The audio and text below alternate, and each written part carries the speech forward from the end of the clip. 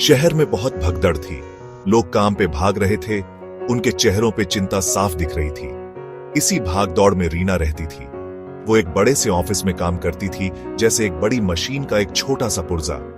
लेकिन रीना का दिल बहुत अच्छा था। वो सबके साथ प्यार से पेश आती थी।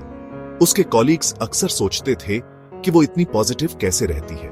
रीना एक सिंपल सी बात पे यकीन रखती थी, जहां जाओ खुशियां फैलाओ।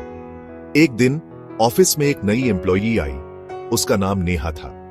नेहा थोड़ी शर्मीली थी और नए माहौल में एडजस्ट करने में उसे थोड़ी दिक्कत हो रही थी। रीना ने उसकी परेशानी तुरंत समझ ली। उसने नेहा को कंफर्टेबल फील कराने की पूरी कोशिश की। रीना की प्यारी सी स्माइल और दोस्ताना बिहेवियर ने नेहा को रिलैक्स फील कराया। नेहा रीना की काइंडनेस के लिए बहुत थैंकफुल थी। उसने रीना को अपनी प्रॉब्लम्स बताई। नेहा सिंगल मदर थी। उसे काम और बच्चे की देखभाल करने में बहुत मुश्किल हो रही थी। रीना ने ध्यान से उसकी बात सुनी। वो नेहा की मुश्किल समझ गई। बिना किसी देरी के रीना ने उसकी मदद करने की बात कही। रीना ने नेहा के काम में हेल्प करना शुरू कर दिया। उसने कुछ इवनिंग्स नेहा के बच्चे को भी देखने की ऑफर की।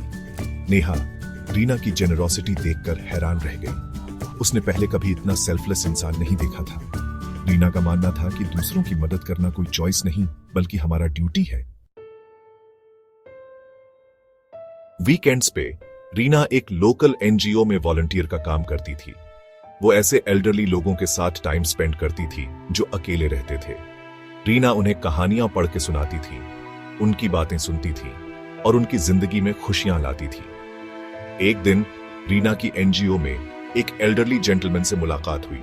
वो बहुत कमजोर थे और परेशान लग रहे थे। उन्होंने रीना को बताया कि उनका कोई परिवार नहीं है और उन्हें गुजारा करने में बहुत दिक्कत हो रही है। रीना का दिल उन पे पिघल गया।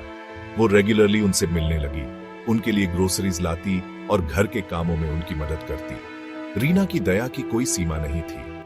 उसे दूसरों की सेवा करने में खुशी मिलती थी। सेक्शन 4, कामयाबी में भी नम्रता। रीना की मेहनत और लगन पर किसी का ध्यान गया। उसे जल्द ही प्रमोशन मिल गया। उसके कॉलीग्स बहुत खुश हुए। उन्हें पता था कि रीना से ज्यादा कोई इस प्रमोशन का हकदार नहीं है। लेकिन रीना नम्र बनी रही। उसने बड़ी विनम्रता से प्रमोशन एक्सेप्ट किया और अपने कॉलीग्स को उनके सपोर्ट के लिए धन्यवाद दिया। रीना ने कामयाबी को अपने सर चढ़ने नहीं दिया।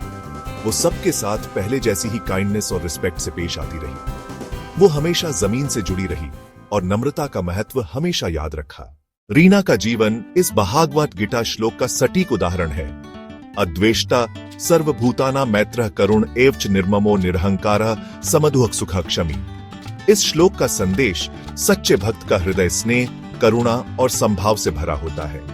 वह न केवल भगवान की पूजा करता है, बल्कि हर जीव को समान दृष्टि से देखता है। रीना की कहानी हमें सिखाती है कि इस व्यस्त और डिजिटल युग में भी हम सच्चे भक्त बन सकते हैं, अगर हम दूसरों के प्रति दयालु और सहनशील बने। यह श्लोक हमें प्रेरणा देता है कि हम अपने जीवन में इन गुणों को अपनाएं और एक बेहतर इंसान बने। बहुत से लोग घबरा गए, लेकिन रीना शांत रही। उसने सिचुएशन को बड़ी सहजता से स्वीकार किया। रीना जानती थी कि लाइफ में उतार चढ़ाव आते रहते हैं। वो सिंपल लाइफ जीती रही, छोटी छोटी चीजों में खुशी ढूंढती रही। रीना के दृढ़ विश्वास और पॉजिटिव सोच ने सबको इंस्पायर किया। उसने उन्हें सिखाया कि असली खुशी इनर पीस और सेल्फलेस सर्विस में है। रीना एक सच्चे भक्त की भावना की जीती जागती मिसाल थी। मॉडर्न चैलेंजेस के बावजूद कंपैशन, ह्यूमिलिटी और अटूट फेथ से भरी जिंदगी जीना।